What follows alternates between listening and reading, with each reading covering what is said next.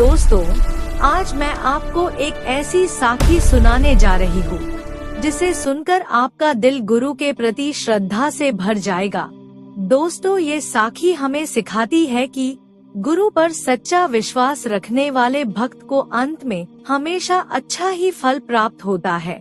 दोस्तों, ये साखी उस समय की है जब बाबा नानक भाई मर्दाना के साथ जगह जगह यात्रा कर रहे थे।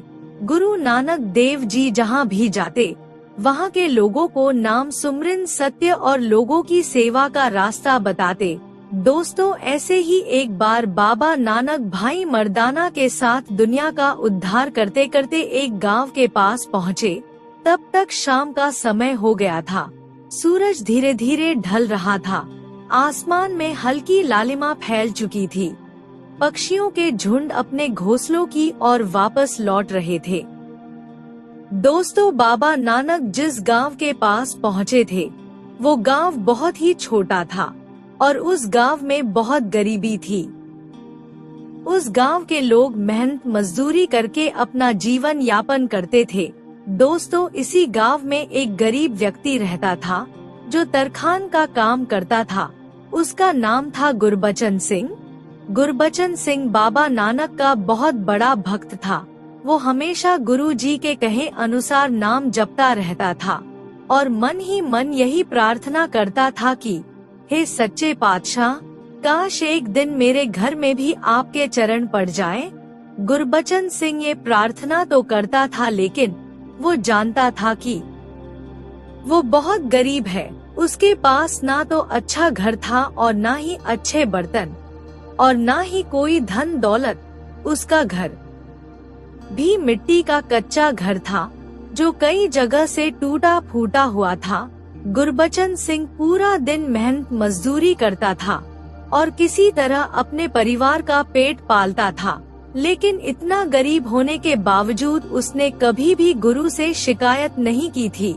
वो तो हमेशा यही कहता था कि गुरु जो करता है अच्छा ही करता है, जो कुछ भी है सब गुरु की मेहर है। एक बार की बात है, गुरबचन सिंह को ये पता चला कि गुरु नानक देव जी अपने शिष्य मर्दाना के साथ उसके गांव में आ रहे हैं। ये खबर सुनकर गुरबचन सिंह की खुशी का ठिकाना नहीं रहा। वो रोज अपने घर के बाहर बैठा गुरु जी का इंतजार करता। उसे उम्मीद थी कि गुरु जी उसके घर जरूर आएंगे। एक दिन गुरबचन सिंह अपने घर के बाहर बैठा हुआ यही सोच रहा था कि तभी उसने दूर से दो व्यक्तियों को गांव की तरफ आते हुए देखा। जैसे जैसे वो पास आने लगे, गुरबचन सिंह की धड़कन तेज होने लगी। जब वो पास आए तो गुरबचन सिंह की आंखें आश्चर्य से फैल गई। उसने देखा कि स्वयं श्री गुरु नानक देव जी और उनके साथ भाई मर्दाना जी आ रहे थे। बाबा नानक को अपने सामने देखकर गुरबचन सिंह की खुशी का ठिकाना नहीं रहा। वो लगभग खुशी से पागल हो गया।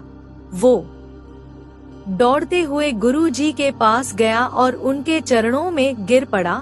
गुरबचन सिंह की आंखों में आंसू बह रहे थे और होठों पर बस एक ही शब्द था कि सत श्री अकाल सच्चे पातशाह, आज मेरा जन्म धन्य हो गया जो मुझे आपके दर्शन हो गए। बाबा नानक गुरबचन सिंह का प्यार देखकर भावुक हो गए। उन्होंने बड़े प्रेम से गुरबचन सिंह को उठाया और बोले, गुरबचन सिंह, आज की रात हम तुम्हारे घर पर विश्राम करेंगे और भोजन भी। बाबा नानक के मुख से ये वचन सुनकर गुरबचन सिंह की खुशी बढ़ गई, लेकिन उस समय उसके मन में एक चिंता भी पैदा हो गई। वो सोचने लगा कि मेरे घर में तो कुछ भी नहीं है, मैं गुरु जी की सेवा कैसे करूँगा, उनके सोने का इंतजाम कहाँ करूँगा, मेरे पास तो उनको खाना खिलाने के लिए अच्छे बर्तन भी नहीं हैं। लेकिन फिर गुरबचन सिंह ने सब कुछ ईश्वर पर छोड़ दिया और बोला, जो होगा देखा जाएगा। मैं तो अपनी तरफ से पूरी श्रद्धा से गुरु जी की सेवा करूँगा। गुरबचन सिंह ने बहुत आदर के साथ गुरु नानक देव जी और भाई मर्दाना को अपने घर के अंदर बुलाया। घर में सिर्फ एक पुरानी चारपाई थी। गुरबचन सिंह ने अपनी बीवी को कहा कि जल्दी से चारपाई बिछा दो। गुरबचन सिंह की पत्नी ने बाबा नानक को प्रणाम किया और चारपाई पर चद्दर बिछा दी। गुरबचन सिंह ने बड़ी श्रद्धा से चारपाई को साफ किया और फिर हाथ जोड़कर बोला, गुरुजी कृपया आप इस पर बैठ जाइए। बाबा नानक और भाई मर्दाना चारपाई पर बैठ गए। भाई मर्दाना घर के चारों तरफ देख रहे थे। घर बहुत ही छोटा था। घर की दीवारें जगह जगह से टूटी हुई थी। छत भी कई जगह से कमजोर थी, लेकिन उस घर में एक चीज बहुत बड़ी नजर आ रही थी। वो थी गुरबचन सिंह की सच्ची श्रद्धा। बाबा नानक और भाई मर्दाना को बिठाकर गुरबचन सिंह अपनी पत्नी के पास गया और उसे भोजन तैयार करने के लिए कहा। उसकी पत्नी ने मायूसी से गुरबचन सिंह से कहा, हमारे घर में केवल थोड़ा सा आटा और दाल है, इसके अलावा घर में कोई सब्जी नहीं है।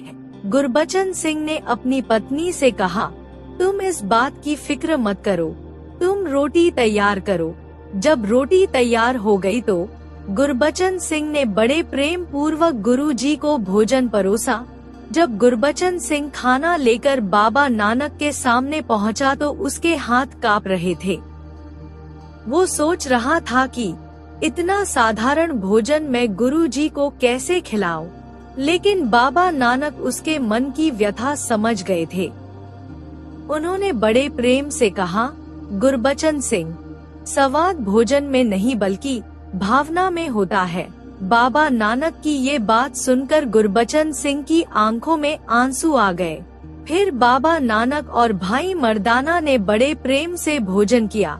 भोजन करने के बाद बाबा नानक ने धीरे से भाई मर्दाना की तरफ देखा और बोले, मर्दानिया, हमने जिन मिट्टी के बर्तनों में भोजन किया है, तुम उन्हें तोड़ दो। बाबा नानक के मुख से ये वचन सुनकर भाई मर्दाना चौंक गए। उन्हें समझ में नहीं आया कि गुरुजी ऐसा क्यों कह रहे हैं। वो मन ही मन सोचने लगे कि ये गरीब आदमी बड़ी मुश्किल से अपना गुजारा करता है, अगर इसके मिट्टी के बर्तन भी तोड़ दिए तो ये बेचारा क्या करेगा। लेकिन फिर भाई मर्दाना को याद आया कि गुरु के हुक्म में कोई ना कोई राज जरूर होता है। फिर भाई मर्दाना ने चुपचाप मिट्टी के बर्तन उठाए और उन्हें एक एक करके तोड़ना शुरू कर दिया। बर्तन टूटने लगे तो आवाज सुनकर गुरबचन सिंह भी बाहर आ गया। लेकिन आश्चर्य की बात ये थी कि उसके चेहरे पर कोई दुख नहीं था, वो मुस्कुरा रहा था। भाई मर्दाना उसकी मुस्कुराहट देखकर बड़े हैरान हुए और बोले, गुरबचन सिंह, क्या तुम्हें बुरा नहीं लग रहा? गुरबचन सिंह हाथ जोड़कर बोला, मर्दाना जी, मेरे पास जो कुछ भी है सब कुछ गुरुजी का दिया हुआ ही है। अगर गुरुजी इसे तोड़ने को कह रहे हैं तो जरूर उसमें भी कोई भलाई होगी। गुरबचन सिंह के मुख से ये शब्द सुनकर भाई मर्दाना भी भावुक हो गए और सोचने लगे कि मैं भी कितना गलत हूँ जो गुरुजी के बारे में ऐसा सोच रहा हूँ। गुरुजी का सच्चा सिख तो ये है जिसने एक बार भी नहीं इस बारे में सोचा। पति से पैसे मांगने में भी डर लगता है। गुरुजी का सच्चा सिख तो ये है जिसने एक बार भी नहीं इस बारे में सोचा। ये तो गुरु के हुक्म में रह रहा है। लेकिन दोस्तों, गुरुजी की आज्ञा अभी खत्म नहीं हुई थी। दोस्तों, इसके बाद जो आगे होने वाला था वो और भी आश्चर्यजनक था। रात गहरा चुकी थी। गांव के चारों ओर सन्नाटा फैल गया था। दूर कहीं कुत्तों के भौंकने की हल्की आवाज सुनाई दे रही थी। आकाश में चांद चमक रहा था और ठंडी ठंडी हवा चल रही थी। बाबा नानक शांत भाव से ध्यान में मगन बैठे हुए थे। भाई मर्दाना भी उनके पास ही बैठे हुए रबाब को धीरे धीरे बजा रहे थे। लेकिन मर्दाना के मन में एक सवाल बार बार उठ रहा था कि गुरुजी ने इस गरीब आदमी के बर्तन क्यों तुड़वा दिए? उसके पास तो पहले ही कुछ नहीं था। आखिरकार भाई मर्दाना ने धीरे से गुरुजी से पूछा, सच्चे पातशाह, अगर आप आज्ञा दे तो मैं एक सवाल पूछना चाहता हूँ। बाबा नानक उसकी बात सुनकर मुस्कुराए और बोले, पूछो मर्दान्या, क्या पूछना चाहते हो?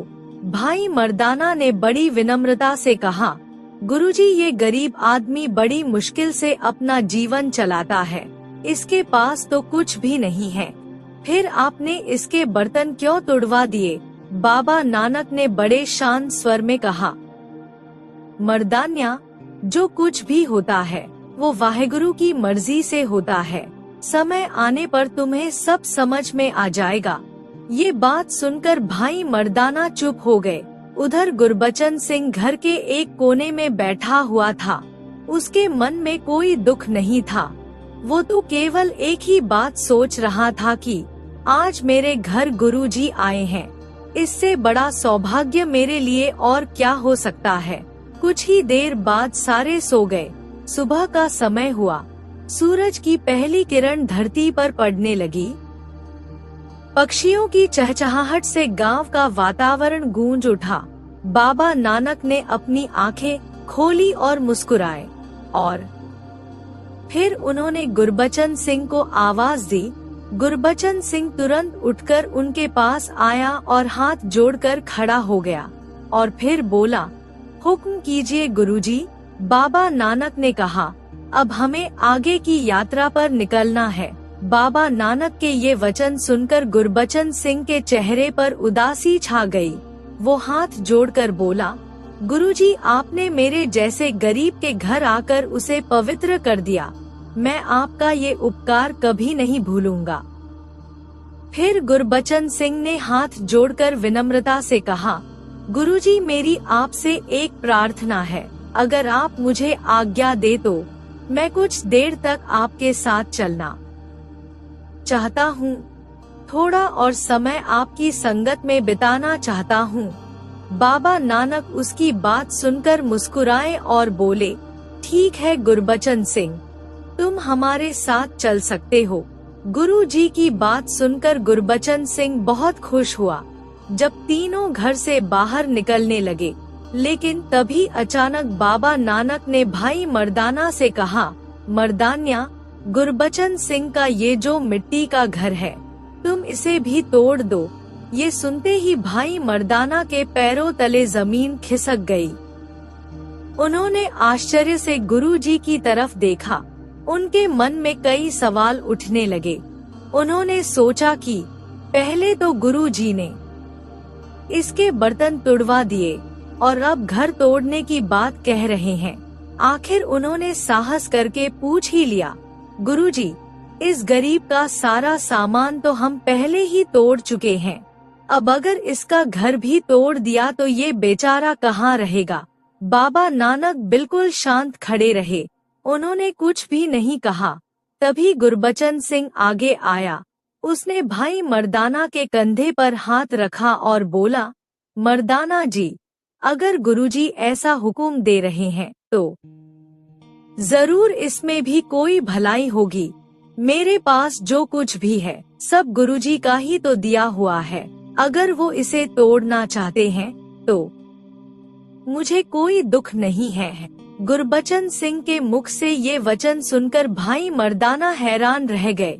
उन्होंने सोचा कि कितनी अटूट श्रद्धा है इस आदमी की, जो एक बार भी गुरुजी से पलटकर सवाल नहीं पूछ रहा। फिर भाई मर्दाना ने गुरुजी की आज्ञा मान ली। उन्होंने एक बड़ी सी लकड़ी उठाई और मिट्टी की दीवारों पर उसे मारना शुरू कर दिया। धीरे धीरे घर की दीवारें गिरने लगी, छत भी टूटकर नीचे गिर गई। कुछ ही समय में पूरा घर मलबे में बदल गया। लेकिन दोस्तों, आश्चर्य की बात ये थी कि गुरबचन सिंह के चेहरे पर अभी भी मुस्कान थी। थोड़ी देर के बाद घर पूरी तरह टूट चुका था। अब वहाँ पर केवल मिट्टी और ईंटों का ढेर रह गया था। बाबा नानक ने उस मिट्टी के ढेर को विचित्र नजर से देखा। फिर उन्होंने गुरबचन सिंह से कहा, चलो गुरबचन सिंह, अब हम आगे की यात्रा पर चलते हैं। तीनों गांव से बाहर निकल गए। दिन भर चलते चलते शाम हो गई। सूरज ढलने लगा, आसमान लाल रंग से भर गया। तभी बाबा नानक अचानक से रुक गए। उन्होंने गुरबचन सिंह की ओर देखा और बोले, गुरबचन सिंह, अब तुम अपने घर वापस लौट जाओ। तुम्हारी पत्नी तुम्हारा इंतजार कर रही होगी। बाबा नानक के वचन सुनकर गुरबचन सिंह चौंक गया। उसने कहा, गुरुजी, क्या मुझसे कोई गलती हो गई है जो आप मुझे जाने के लिए कह रहे हैं? बाबा नानक मुस्कुराए और बोले, नहीं गुरबचन सिंह, लेकिन तुम्हारे घर पर एक काम अधूरा रह गया है। तुम जाओ और उस काम को पूरा करो। गुरबचन सिंह ने तुरंत गुरुजी के चरणों में प्रणाम किया और फिर वापस अपने गांव की ओर चल पड़ा। लेकिन उसके मन में एक सवाल था कि आखिर मेरे घर पर कौन सा काम अधूरा रह गया। दोस्तों, उसे अभी नहीं पता था कि उसके जीवन का सबसे बड़ा चमत्कार उसका इंतजार कर रहा है। रात का समय था, सूरज लगभग ढल चुका था। आसमान में हल्की हल्की लालिमा फैल रही थी। गुरबचन सिंह धीमे धीमे कदमों से अपने गांव की ओर बढ़ रहा था। चलते चलते वो मन ही मन गुरु नानक देव जी का नाम जप रहा था। उसके दिल में एक अजीब सी शांति थी। वो सोच रहा था कि गुरु जी ने मुझे वापस क्यों भेज दिया? आखिर मेरे घर पर कौन सा काम अधूरा रह गया है? गुरबचन सिंह अपने घर के पास पहुंचा तो उसके कदम अचानक रुक गए। उसने देखा, जहां कभी छोटा सा मिट्टी का घर था, वहां अब केवल मलबे का ढेर पड़ा हुआ था। टूटी हुई दीवारें, गिरी हुई छतें और चारों तरफ मिट्टी ही मिट्टी। लेकिन गुरबचन सिंह के चेहरे पर दुख का नामो निशान भी नहीं था। वो धीरे से मुस्कुराया और बोला, वाहेगुरु जी, ये भी आपकी ही मर्जी है। फिर उसने ध्यान से मलबे को देखा। तभी उसकी नजर एक छोटी सी कच्ची दीवार पर पड़ी। वो दीवार अभी भी खड़ी हुई थी। गुरबचन सिंह ने सोचा, शायद भाई मर्दाना इस दीवार को तोड़ना भूल गए होंगे। शायद इसी काम को पूरा करने के लिए गुरु जी ने मुझे वापस भेजा है। उसने तुरंत गुरु नानक देव जी का नाम लिया और सतनाम वाहेगुरु बोलकर दीवार को तोड़ने लगा। उसने एक बड़ा पत्थर उठाया और दीवार पर मारना शुरू कर दिया। उसके पहले वार से दीवार थोड़ा सा हिली। जब उसने दूसरा वार किया तो मिट्टी नीचे गिरने लगी। जब तीसरा वार किया तो दीवार का एक बड़ा सा हिस्सा टूटकर नीचे गिर गया। गुरबचन सिंह धीरे धीरे उस दीवार को तोड़ता रहा। कुछ ही देर में पूरी दीवार गिर गई। अब वहाँ सिर्फ मिट्टी और ईंटों का ढेर रह गया था। गुरबचन सिंह उस जगह की सफाई करने लगा। वो मिट्टी को हटाने लगा ताकि उस जगह को पूरी तरह साफ किया जा सके। लेकिन तभी अचानक उसके हाथ किसी कठोर चीज से टकराए। गुरबचन सिंह चौंक गया। उसने जल्दी से मिट्टी हटाई। जैसे ही उसने मिट्टी हटाई, उसकी आंखें आश्चर्य से फैल गई। वहाँ मिट्टी के नीचे एक पुराना मिट्टी का बर्तन दबा हुआ था। गुरबचन सिंह ने धीरे से उस बर्तन को बाहर निकाला। उसका दिल जोर जोर से धड़क रहा था।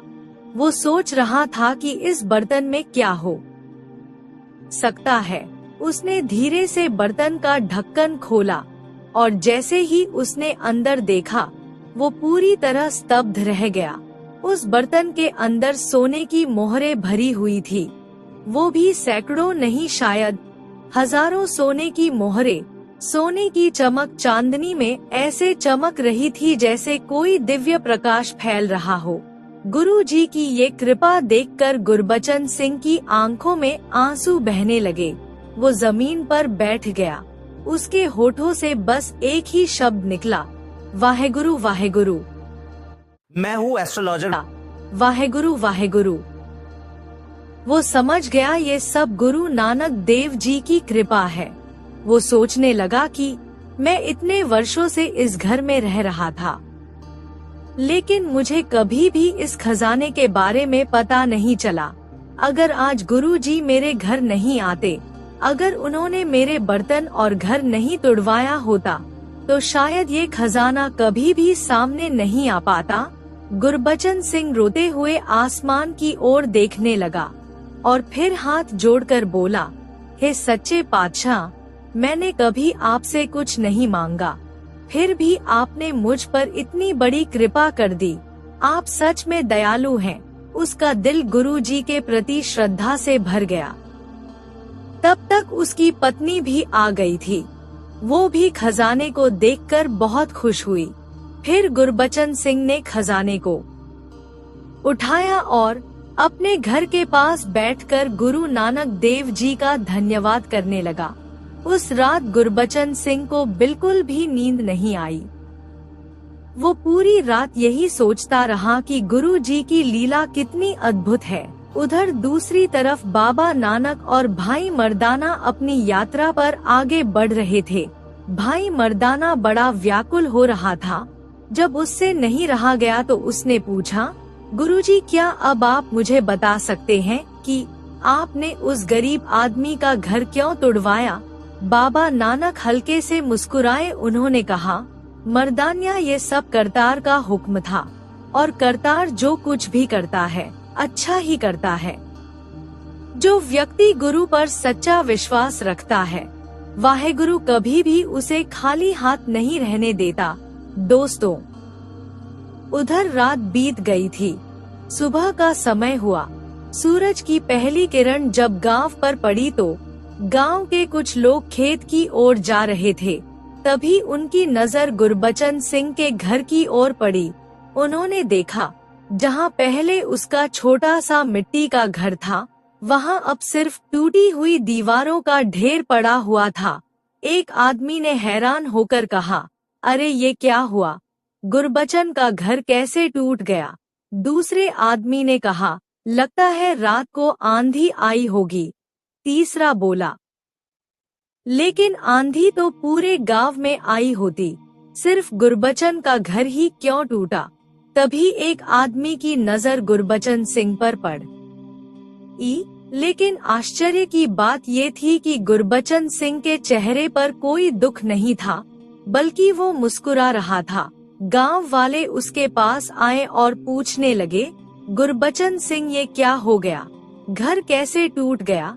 गुरबचन सिंह ने मुस्कुराकर जवाब दिया, ये सब मेरे गुरु की मर्जी से हुआ है। गांव वालों को कुछ भी समझ नहीं आया। उन्होंने फिर पूछा, लेकिन तुम्हारा घर क्यों तोड़ा गया?